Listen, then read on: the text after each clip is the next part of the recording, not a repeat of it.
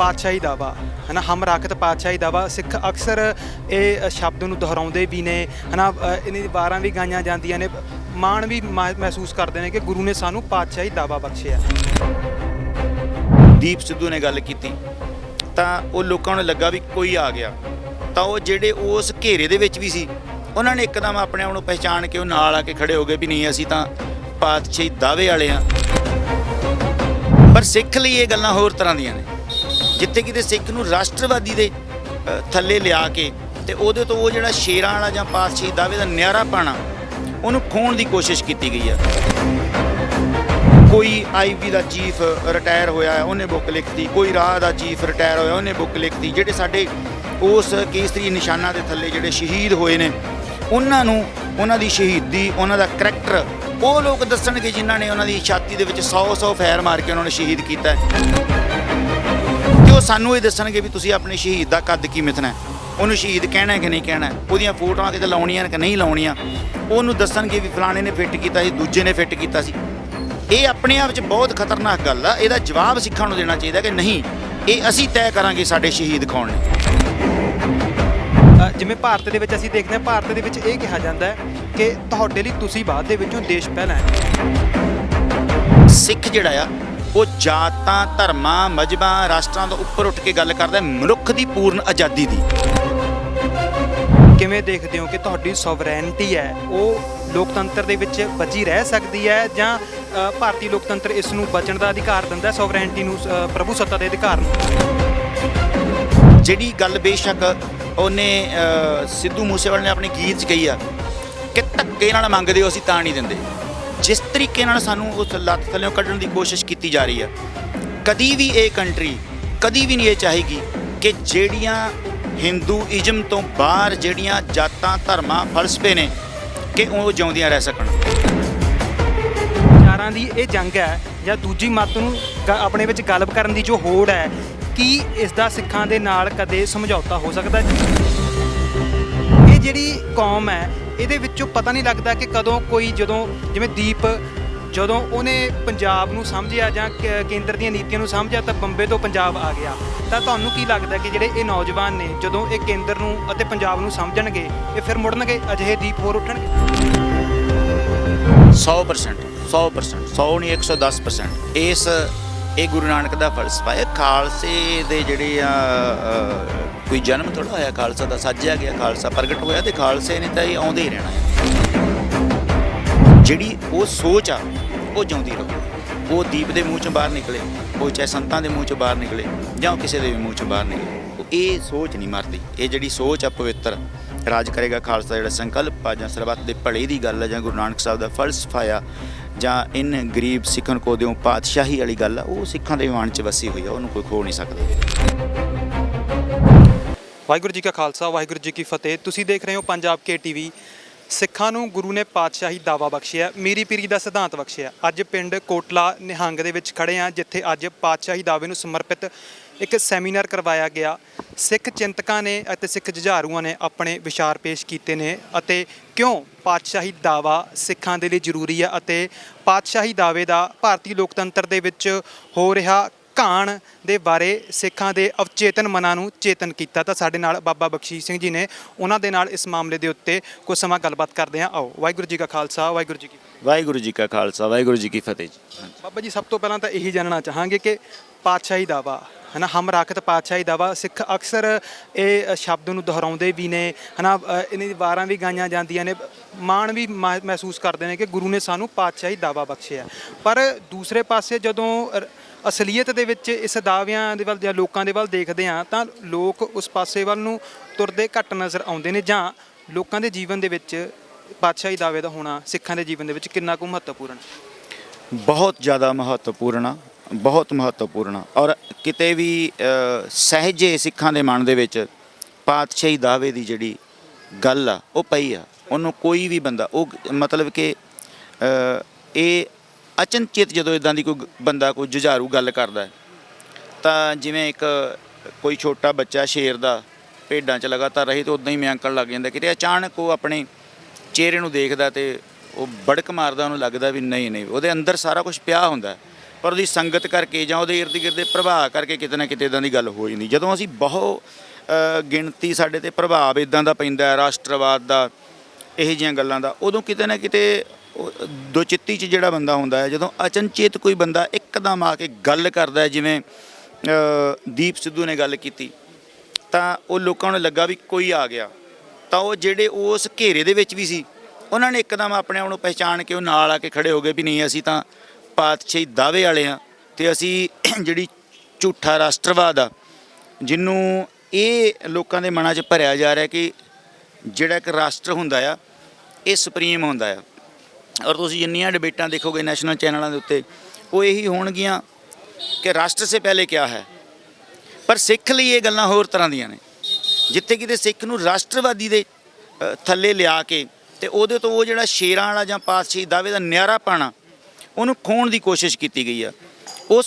ਉਸ ਦਾਅਵੇ ਨੂੰ ਅਤੇ ਉਸ ਦਾਅਵੇ ਦੀ ਵਿਆਖਿਆ ਜਦੋਂ ਦੀਪ ਸਿੱਧੂ ਨੇ ਆ ਕੇ ਕੀਤੀ ਆ ਕਿ ਨਹੀਂ, ਅਸੀਂ ਪਾਤਸ਼ਾਹੀ ਦਾਅਵਾ, ਅਸੀਂ ਜਿਹੜਾ ਦਾਅਵਾ ਕਰ ਰਹੇ ਹਾਂ ਤੁਹਾਡੇ ਲਈ ਰਾਸ਼ਟਰਵਾਦ ਬਾਅਦ 'ਚ, ਤੁਸੀਂ ਗੁਰੂ ਦੇ ਸਿਧਾਂਤ ਅਨੁਸਾਰ ਕਿਸੇ ਵੀ ਦੁਨੀਆ ਦੇ ਰਾਸ਼ਟਰ ਨੂੰ ਆਜ਼ਾਦ ਕਰਾ ਸਕਦੇ ਹੋ, ਚਾਹੇ ਉਹ ਫਰਾਂਸ ਹੋਵੇ, ਚਾਹੇ ਉਹ ਜਿੱਥੇ ਵੀ ਕਿਤੇ ਸਿੱਖਾਂ ਨੇ ਜਾ ਕੇ ਝੰਡੇ ਗੱਡੇ ਨੇ, ਚਾਹੇ ਉਹ ਕਿਸੇ ਸਿੱਖ ਆਰਮੀ ਦੇ ਰੂਪ 'ਚ, ਚਾਹੇ ਉਹ ਨਿਹੰਗ ਸਿੰਘਾਂ ਦੀ ਫੌਜ ਦੇ ਰੂਪ 'ਚ, ਚਾਹੇ ਗੁਰੂ ਦੇ ਖਾਲਸੇ ਦੇ ਰੂਪ ਦੇ ਵਿੱਚ। ਕਿੰਨੀਆਂ ਰਿਆਸਤਾਂ ਸਿੱਖਾਂ ਨੇ ਆਜ਼ਾਦ ਕਰਵਾਈਆਂ ਗੁਰੂ ਦੇ ਸਿਧਾਂਤ ਦੇ ਉਸ ਕੇਸਰੀ ਝੰਡੇ ਦੇ ਥੱਲੇ। ਜਦੋਂ ਕੋਈ ਸਾਨੂੰ ਇਹ ਬਹੁ ਗਿਣਤੀ ਸਾਡੇ ਨੂੰ ਦੱਸਣ ਦੀ ਕੋਸ਼ਿਸ਼ ਕਰਦੀ ਹੈ ਵੀ ਰਾਸ਼ਟਰ ਪਹਿਲਾਂ ਆ, ਬਾਕੀ ਸਾਰੇ ਧਰਮ, ਧਾਰਮਿਕ ਗ੍ਰੰਥ ਜਾਂ ਬਾਕੀ ਸਾਰੇ ਨਿਸ਼ਾਨ ਨੇ, ਝੰਡੇ ਨੇ, ਉਹ ਨੀਵੇਂ ਨੇ, ਪਰ ਸਿੱਖ ਲਈ ਇਹ ਨਹੀਂ, ਬਾਕੀਆਂ ਲਈ ਹੋ ਸਕਦੇ ਨੇ। ਪੰਥ ਜਾਂ ਕੇਸਰੀ ਨਿਸ਼ਾਨ ਜਾਂ ਨੀਲੇ ਨਿਸ਼ਾਨ ਸਭ ਤੋਂ ਉੱਤੇ। ਹਾਂ, ਜਿਹੜਾ ਸਾਡਾ ਪੰਥ ਦਾ ਨਿਸ਼ਾਨ ਆ ਉਹ ਸਿੱਖ ਲਈ ਸਭ ਤੋਂ ਉੱਤੇ ਆ। ਸਿੱਖ ਲਈ ਉਸ ਤੋਂ ਕੋਈ ਵੀ ਚੀਜ਼ ਉੱਤੇ ਨਹੀਂ ਹੈਗੀ, ਚਾਹੇ ਉਹ ਜਿੱਦਾਂ ਦੇ ਮਰਜ਼ੀ ਰਾਸ਼ਟਰ ਹੋਣ, ਚਾਹੇ ਜਿੱਦਾਂ ਦੇ ਮਰਜ਼ੀ ਰਾਸ਼ਟਰਵਾਦ ਹੋਣ। ਸੋ ਇਹ ਗੱਲ ਸਿੱਖਾਂ ਨੂੰ ਸਮਝ ਲੈਣੀ ਚਾਹੀਦੀ ਕਿ ਅੱਜ ਕੋਈ IB ਦਾ ਚੀਫ ਰਿਟਾਇਰ ਹੋਇਆ, ਉਹਨੇ ਬੁੱਕ ਲਿਖਤੀ, ਕੋਈ ਰਾਹ ਦਾ ਚੀਫ ਰਿਟਾਇਰ ਹੋਇਆ, ਉਹਨੇ ਬੁੱਕ ਲਿਖਤੀ। ਜਿਹੜੇ ਸਾਡੇ ਉਸ ਕੇਸਰੀ ਨਿਸ਼ਾਨਾਂ ਦੇ ਥੱਲੇ ਜਿਹੜੇ ਸ਼ਹੀਦ ਹੋਏ ਨੇ, ਉਹਨਾਂ ਨੂੰ, ਉਹਨਾਂ ਦੀ ਸ਼ਹੀਦੀ, ਉਹਨਾਂ ਦਾ ਕਰੈਕਟਰ ਉਹ ਲੋਕ ਦੱਸਣਗੇ ਜਿਨ੍ਹਾਂ ਨੇ ਉਹਨਾਂ ਦੀ ਛਾਤੀ ਦੇ ਵਿੱਚ 100 ਫੈਰ ਮਾਰ ਕੇ ਉਹਨਾਂ ਨੂੰ ਸ਼ਹੀਦ ਕੀਤਾ। ਅਤੇ ਉਹ ਸਾਨੂੰ ਇਹ ਦੱਸਣਗੇ ਵੀ ਤੁਸੀਂ ਆਪਣੇ ਸ਼ਹੀਦ ਦਾ ਕੱਦ ਕੀ ਮਿਥਣਾ, ਉਹਨੂੰ ਸ਼ਹੀਦ ਕਹਿਣਾ ਕਿ ਨਹੀਂ ਕਹਿਣਾ, ਉਹਦੀਆਂ ਫੋਟੋਆਂ ਕਿਤੇ ਲਾਉਣੀਆਂ ਕਿ ਨਹੀਂ ਲਾਉਣੀਆਂ, ਉਹਨੂੰ ਦੱਸਣਗੇ ਵੀ ਫਲਾਣੇ ਨੇ ਫਿੱਟ ਕੀਤਾ ਸੀ, ਦੂਜੇ ਨੇ ਫਿੱਟ ਕੀਤਾ ਸੀ।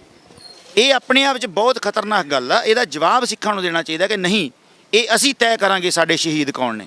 ਕੀ ਕਦਰਾਂ ਕੀਮਤਾਂ ਨੇ ਉਹਨਾਂ ਦੇ ਵਿੱਚ, ਧਰਮ ਅਤੇ ਜੀਣ ਦੇ ਅਧਿਕਾਰ ਨੇ, ਉਹ ਹਰ ਮਨੁੱਖ ਨੂੰ ਮਿਲਣੇ ਚਾਹੀਦੇ ਨੇ। ਅਤੇ ਜਿਵੇਂ ਭਾਰਤ ਦੇ ਵਿੱਚ ਅਸੀਂ ਦੇਖਦੇ ਹਾਂ, ਭਾਰਤ ਦੇ ਵਿੱਚ ਇਹ ਕਿਹਾ ਜਾਂਦਾ ਹੈ ਕਿ ਤੁਹਾਡੇ ਲਈ ਤੁਸੀਂ ਬਾਅਦ ਦੇ ਵਿੱਚੋਂ, ਦੇਸ਼ ਪਹਿਲਾਂ ਹੈ। ਅਕਸਰ ਹੋਣਾ ਇਹ ਚਾਹੀਦਾ ਕਿ ਜਿਵੇਂ ਦੇਸ਼ ਲੋਕਾਂ ਦੇ ਨਾਲ ਬਣਦਾ, ਦੇਸ਼ ਨਾਲ ਲੋਕ ਨਹੀਂ ਬਣਦੇ। ਬਸ ਇਹੀ ਗੱਲ ਆ ਕਿ ਸਿੱਖ ਜਿਹੜਾ ਆ ਉਹ ਜਾਤਾਂ, ਧਰਮਾਂ, ਮਜ਼ਹਬਾਂ, ਰਾਸ਼ਟਰਾਂ ਤੋਂ ਉੱਪਰ ਉੱਠ ਕੇ ਗੱਲ ਕਰਦਾ ਮਨੁੱਖ ਦੀ ਪੂਰਨ ਆਜ਼ਾਦੀ ਦੀ। ਜਿਹੜਾ ਗੁਰੂ ਨਾਨਕ ਸਾਹਿਬ ਦਾ ਫਲਸਫਾ ਆ ਉਹ ਮਨੁੱਖ ਦੀ ਪੂਰਨ ਆਜ਼ਾਦੀ ਆ।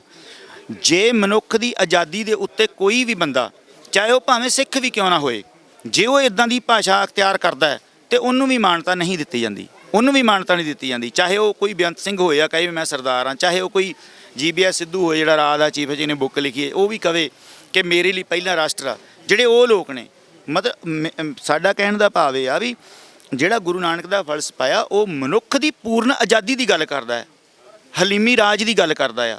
ਮਨੁੱਖ ਦੀ ਆਜ਼ਾਦੀ ਜਿਹੜੀ ਆ ਉਹ ਕਿਸੇ ਇੱਕ ਰਾਸ਼ਟਰ ਦੇ ਝੰਡੇ ਜਾਂ ਗਲਬੇ ਜਾਂ ਬਸਤੀਵਾਦ ਹੇਠ ਨਹੀਂ ਹੋ ਸਕਦੀ, ਠੀਕ ਹੈ ਨਹੀਂ। ਜਿੱਥੇ ਇਹ ਕਿਹਾ ਜਾਵੇ ਵੀ ਤੁਹਾਡੀਆਂ ਆਹ ਕਾਸਟਾਂ ਨੇ, ਤੁਹਾਡੀਆਂ ਆਹ ਕਲਾਸਾਂ ਨੇ, 8 1 4 ਜੋ ਵੀ ਕਲਾਸਾਂ ਇਹ ਕਰ ਰਹੇ ਨੇ, ਜੋ ਵੀ, ਉਹ ਸਿੱਖੀ 'ਚ ਨਹੀਂ ਹੈ।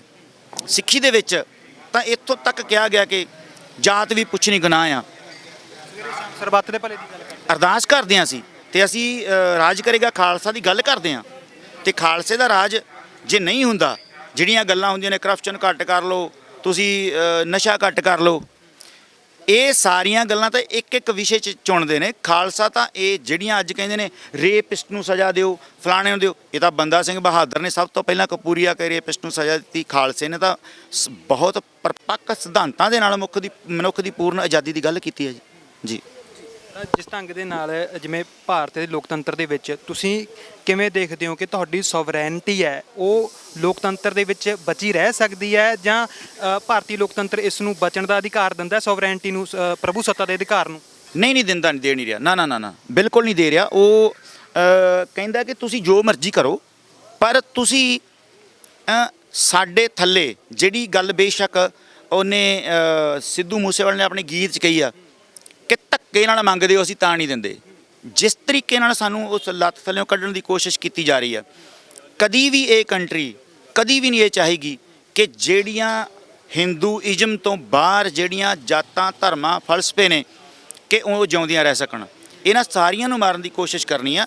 ਚਾਹੇ ਬੁੱਧ ਧਰਮ ਦਾ ਦੇਖ ਲਓ ਕੀ ਹਾਲ ਨੇ ਇੱਥੇ, ਅਤੇ ਕ੍ਰਿਸਚਨਾਂ ਨੂੰ ਕਿਵੇਂ ਲਿਆ ਜਾ ਰਿਹਾ, ਮੁਸਲਮਾਨ ਨੂੰ ਕਿਵੇਂ ਲਿਆ ਜਾ ਰਿਹਾ। ਠੀਕ ਹੈ, ਅਜੇ ਸਿੱਖਾਂ ਦੀ ਜਿਹੜੀ ਸਿਧਾਂਤਕ ਘੇਰਾਬੰਦੀ ਆ, ਜਿਵੇਂ ਭਾਈ ਜਮੇਰ ਸਿੰਘ ਨੇ ਬੁੱਕ ਵੀ ਲਿਖੀ ਸੀ, ਸਿੱਧੇ ਮੱਥੇ ਉਹਨਾਂ ਨੇ ਜੇ ਸਿੱਖ ਕਿਤੇ ਸੋਚੇ ਵੀ ਇਹ ਕੀ ਕਰ ਲੈਣਗੇ, ਨਹੀਂ, ਇਹ ਤੁਹਾਡੀ ਗਲਤਫਹਿਮੀ ਆ। ਉਹ ਆਪਣੇ ਰਾਜ ਤੇ ਆਪਣੀ ਝੂਠੀ ਸ਼ਾਨ ਤੇ ਉਸ ਝੂਠੇ ਰਾਸ਼ਟਰਵਾਦ ਨੂੰ, ਜਿਹਦੇ ਉਸ ਝੰਡੇ ਦੇ ਥੱਲੇ ਲੱਖਾਂ ਲੋਕਾਂ ਨਾਲ ਜ਼ੁਲਮ ਹੋਇਆ, ਲੋਕਾਂ ਦੀਆਂ ਧੀਆਂ ਨਾਲ ਬਲਾਤਕਾਰ ਹੋਏ, ਆਰਮੀ ਤੱਕ ਨੂੰ ਸਾੜ ਦਿੱਤਾ ਗਿਆ ਦਿੱਲੀ ਦੇ ਵਿੱਚ, ਉਸ ਅਖੌਤੀ ਜਿਹੜਾ ਰਾਸ਼ਟਰਵਾਦ ਆ ਉਹਦੇ ਸਾਹਮਣੇ ਕਿਸੇ ਵੀ ਦੂਜੇ ਧਰਮ ਨੂੰ ਉਹ ਨਹੀਂ ਪਨਪਣ ਦੇਣਗੇ। ਜ਼ੋਰ ਲਾਉਣਗੇ। ਉਹਨਾਂ ਨੇ ਦਰਬਾਰ ਸਾਹਿਬ ਤੱਕ ਹਮਲਾ ਕਰ ਦਿੱਤਾ ਗਿਆ, ਉਹਨਾਂ ਨੇ ਕਿਸੇ ਦੀ ਮਸਜਿਦ ਢਾਹ ਦਿੱਤੀ। ਉਹ ਆਪਣੀ ਇਸ ਝੂਠੀ ਸ਼ਾਨ ਨੂੰ ਬਚਾਉਣ ਲਈ ਬਾਕੀ ਧਰਮਾਂ ਦੇ ਗੁਰਦੁਆਰੇ ਸਾਹਿਬਾਂ ਦੇ ਉੱਤੇ ਵੀ ਹਮਲੇ ਕਰ ਸਕਦੇ ਨੇ। ਵਿਚਾਰਾਂ ਦੀ ਇਹ ਜੰਗ ਹੈ ਜਾਂ ਦੂਜੀ ਮੱਤ ਨੂੰ ਆਪਣੇ ਵਿੱਚ ਗਲਬ ਕਰਨ ਦੀ ਜੋ ਹੋੜ ਹੈ, ਕੀ ਇਸ ਦਾ ਸਿੱਖਾਂ ਦੇ ਨਾਲ ਕਦੇ ਸਮਝੌਤਾ ਹੋ ਸਕਦਾ, ਜਾਂ ਇਹ ਕਦੇ ਸਿੱਖਾਂ ਨੂੰ ਸਮਝ ਕੇ ਚੱਲ ਸਕਦੇ ਨੇ ਕਿ ਆਖਰ ਸਿੱਖ ਸਰਬੱਤ ਦੇ ਭਲੇ ਦੀ ਗੱਲ ਕਰਦੇ ਆ, ਅਸੀਂ ਇਹਨਾਂ ਨੂੰ ਖੁਦ ਦੇ ਵਿੱਚ ਗਲਬ ਕਰਨ ਦੀ ਗੱਲ ਨੂੰ ਸਮਝ ਰਹੇ ਨੇ, ਤਾਂ ਹੀ ਤੇ ਉਹ ਚਾਹੁੰਦੇ ਨੇ ਕਿ ਜੇ ਸਿੱਖ ਉਸ ਪ੍ਰਭੂ ਸੱਤਾ ਦੇ ਉਸ ਆਜ਼ਾਦੀ ਉਸ ਉੱਦਾਂ ਦਾ ਹਲੀਮੀ ਰਾਜ ਲੈ ਕੇ ਆਏ ਤੇ ਫਿਰ ਤਾਂ ਇਕੁਅਲ ਹੋ ਜੂ ਸਭ ਕੁਝ, ਜਿਹੜਾ ਹੋਣ ਨਹੀਂ ਦਿੰਦੇ। ਉਹਨਾਂ ਨੇ ਤਾਂ ਲੋਕਾਂ ਨੂੰ ਗੁਲਾਮ ਬਣਾ ਕੇ ਰੱਖਣਾ ਹੈ, ਉਹਨਾਂ ਨੇ ਬਿਲਕੁਲ ਲਾਗੂ ਕਰਨੀ। ਹਾਂਜੀ ਹਾਂ, ਤੇ ਅਸੀਂ ਚਾਹਾਂਗੇ ਸਰਬੱਤ ਦੇ ਵਿੱਚ ਕੋਈ ਜਾਤ ਪਾਤ ਹੈ ਹੀ ਨਹੀਂ। ਸਰਬੱਤ ਦਾ ਭਲਾ ਜਿਹੜਾ ਅਸੀਂ ਕਰਕੇ ਵਿਖਾਇਆ ਸਾਡੇ ਵੱਡਿਆਂ ਨੇ, ਮਹਾਰਾਜਾ ਰਣਜੀਤ ਸਿੰਘ ਦੇ ਰਾਜ ਦੇ ਵਿੱਚ ਬਹੁ ਗਿਣਤੀ ਜਿਹੜੀ ਆ ਉਹ ਦੂਜੇ ਧਰਮਾਂ ਦੇ ਲੋਕਾਂ ਦੀ ਸੀ, ਉਹ ਮੰਤਰੀ ਸੀਗੇ। ਅਖੀਰ ਦੇ ਵਿੱਚ ਅਸੀਂ ਇਹ ਗੱਲ ਕਰਨੀ ਚਾਹੁੰਦੇ ਹਾਂ ਕਿ ਜਿਵੇਂ ਅਕਸਰ ਕਿਹਾ ਜਾਂਦਾ ਕਿ ਕੌਮ ਨੂੰ ਆਗੂ ਨਹੀਂ ਮਿਲਦਾ, ਲੰਬਾ ਸਮਾਂ ਤੋਂ ਸਾਡੀ ਕੌਮ ਬਿਨਾਂ ਆਗੂ ਤੋਂ ਫਿਰਦੀ ਆ ਰਹੀ ਹੈ, ਤਾਂ ਜਿਵੇਂ ਦੀਪ ਕੁਝ ਸਮੇਂ ਦੇ ਵਿੱਚ ਆਇਆ ਤੇ ਉੱਠ ਖੜਿਆ, ਤਾਂ ਜਿਹੜੇ ਨੌਜਵਾਨਾਂ ਦੇ ਮਨਾਂ ਦੇ ਅੰਦਰਲੇ ਜਿਹੜੇ ਵਲਵਲੇ ਸੀ, ਜੋ ਬੇਚੈਨ ਮਨ ਸੀ, ਉਹ ਦੀਪ ਦੇ ਨਾਲ ਲੱਗ ਕੇ ਉਹਨਾਂ ਨੇ ਚੈਨ ਹਾਸਲ ਕੀਤਾ। ਤਾਂ ਹੁਣ ਦੀਪ ਇਸ ਦੁਨੀਆ ਦੇ ਵਿੱਚ ਨਹੀਂ ਹੈ, ਤਾਂ ਫਿਰ ਉਹ ਮਨ ਨੇ ਉਹ ਬੇਚੈਨ ਨੇ। ਤਾਂ ਇਹ ਜਿਹੜੀ ਕੌਮ ਹੈ, ਇਹਦੇ ਵਿੱਚੋਂ ਪਤਾ ਨਹੀਂ ਲੱਗਦਾ ਕਿ ਕਦੋਂ ਕੋਈ, ਜਦੋਂ ਜਿਵੇਂ ਦੀਪ ਜਦੋਂ ਉਹਨੇ ਪੰਜਾਬ ਨੂੰ ਸਮਝਿਆ ਜਾਂ ਕੇਂਦਰ ਦੀਆਂ ਨੀਤੀਆਂ ਨੂੰ ਸਮਝਿਆ ਤਾਂ ਬੰਬੇ ਤੋਂ ਪੰਜਾਬ ਆ ਗਿਆ। ਤਾਂ ਤੁਹਾਨੂੰ ਕੀ ਲੱਗਦਾ ਕਿ ਜਿਹੜੇ ਇਹ ਨੌਜਵਾਨ ਨੇ, ਜਦੋਂ ਇਹ ਕੇਂਦਰ ਨੂੰ ਅਤੇ ਪੰਜਾਬ ਨੂੰ ਸਮਝਣਗੇ, ਇਹ ਫਿਰ ਮੁੜਨਗੇ, ਅਜਿਹੇ ਦੀਪ ਹੋਰ ਉੱਠਣਗੇ? 100%, 100 ਨਹੀਂ 110%। ਇਹ ਗੁਰੂ ਨਾਨਕ ਦਾ ਫਲਸਫਾ ਹੈ। ਖਾਲਸੇ ਦੇ ਜਿਹੜੇ ਆ ਕੋਈ ਜਨਮ ਥੋੜ੍ਹਾ ਹੋਇਆ ਖਾਲਸਾ ਦਾ, ਸਾਜਿਆ ਗਿਆ ਖਾਲਸਾ ਪ੍ਰਗਟ ਹੋਇਆ, ਤੇ ਖਾਲਸੇ ਨੇ ਤਾਂ ਇਹ ਆਉਂਦੇ ਹੀ ਰਹਿਣਾ ਆ। ਉਹ ਕਦੀ ਸੰਤਾਂ ਦੇ ਰੂਪ 'ਚ ਆ ਗਿਆ, ਕਦੀ ਉਹ ਕਿਸੇ ਮਨੁੱਖ ਦੇ ਰੂਪ 'ਚ ਆ ਗਿਆ। ਕੋਈ ਆਜ਼ਾਦੀ ਪਸੰਦ ਨਹੀਂ, ਚਾਹੇ ਉਹ ਕਦੀ ਸਰਾਬਾ ਆਉਂਦਾ, ਕਦੀ ਉਹ ਕਿਸੇ ਹੋਰ ਦੇ ਰੂਪ 'ਚ ਵੀ ਆਉਂਦਾ ਆ। ਸੋ ਇਹ ਚੱਲਦੀ ਰਹੂਗੀ ਲੜੀ, ਇਹ ਖਤਮ ਨਹੀਂ ਹੁੰਦੀ।